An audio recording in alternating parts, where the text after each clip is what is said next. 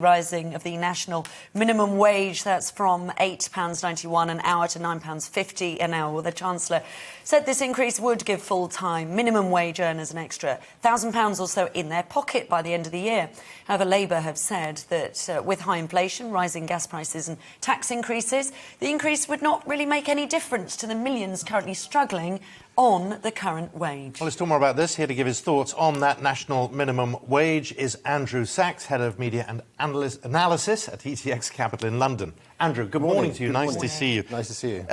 We all talk about the national living wage going up, but there's a price to be paid, and the price is heavy. It certainly is. And actually, there's a very good point that you just made, that it might appear to be £1 extra per hour, which seems like a lot. However, there has been a cost of living crisis over the last few months, and I think what will happen is it will cause this should be perhaps a bit of more of a talking point among economists and among businesses and perhaps the wider public, in that the increase in trying to increase the minimum wage, living wage, is potentially could cause those people who would perhaps benefit from it to maybe even lose their jobs, because employers have to find that money from somewhere. And it's very difficult at the moment when there's been supply chain issues, logistical problems. There's been a year's worth of lockdowns before, which has impacted small to medium-sized businesses. And it will be those small to medium-sized businesses which will perhaps feel the pinch, mainly because of the rising cost of operating their businesses, but also the increased taxes they may have to pay also, bearing in mind Rishi Sunak's planned huge spend on the public sector. Well, even the simple thing of a pint of beer is going to go up. I mean, it's frightening, really, isn't it? I think so. I think this is the elephant in the room, really. And it's the elephant in the room where the markets are concerned as well. Inflation. Yes, inflation, and, of course, where this money is going to come from. It's being very cleverly packaged. It's being, oh, look, the economy has risen, which it has, in certain sectors only, though. And the economy's gone up. However, we've now got all these extra tens of billions to spend. But that's not how it works.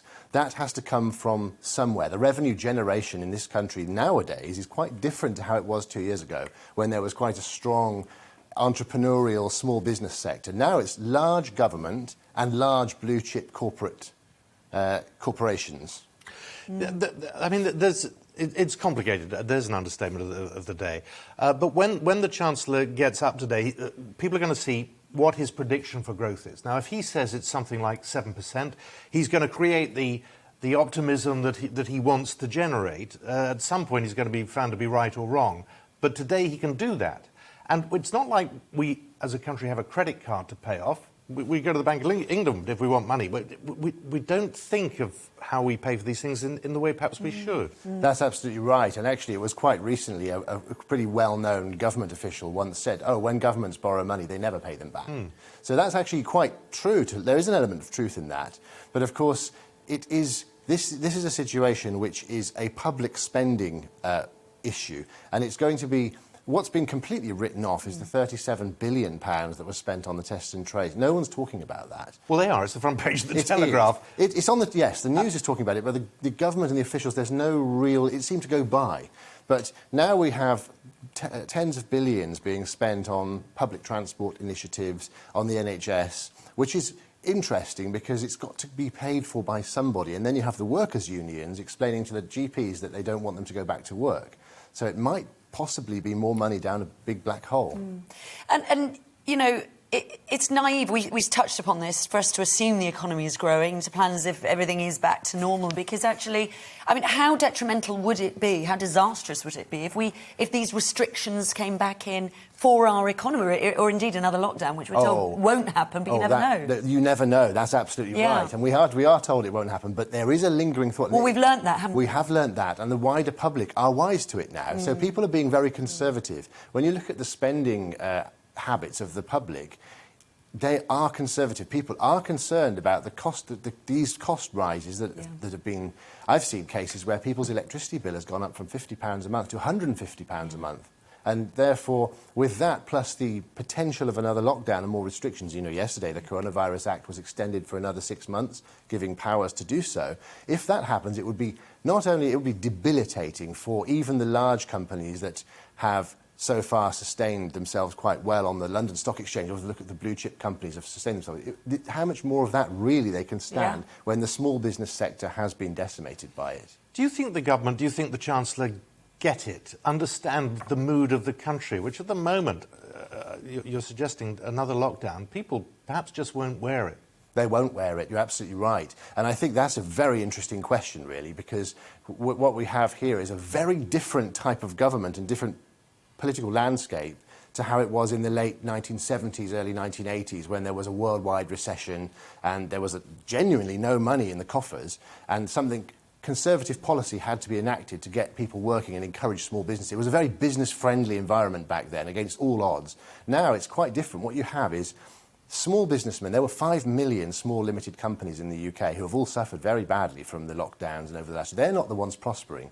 The prosperous area is the big blue chip companies and the public sector. And the public sector is being funded by the public. So therefore, it relies on them having a good stream of income and a good disposable, taxable income to be able to move that forward. So I think, unfortunately, there is a case of an out-of-touch sentiment within those making the policies compared to even the business sector, let alone the actual general public. A very quick word about the PR machine behind Rishi Sunak. We've seen loads of pictures of him with his dog, with his, not his slip-ons, what are they called? Sliders. Sliders, there we are. He's got a very well-oiled PR machine behind him, and there's naked politics going on here in terms of who should be our next Prime Minister, isn't there? There is indeed, and I think he hasn't publicly said so, and it would be really wrong for me to assume so, but it appears that he has aspirations of going in that direction.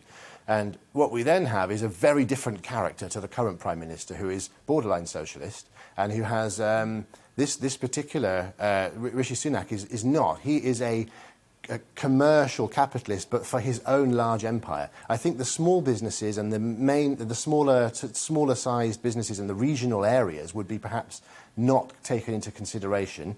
And what we would see is all the analysts and all the stock market enthusiasts looking at the top blue chip FTSE 100 companies and focusing on the performance of those.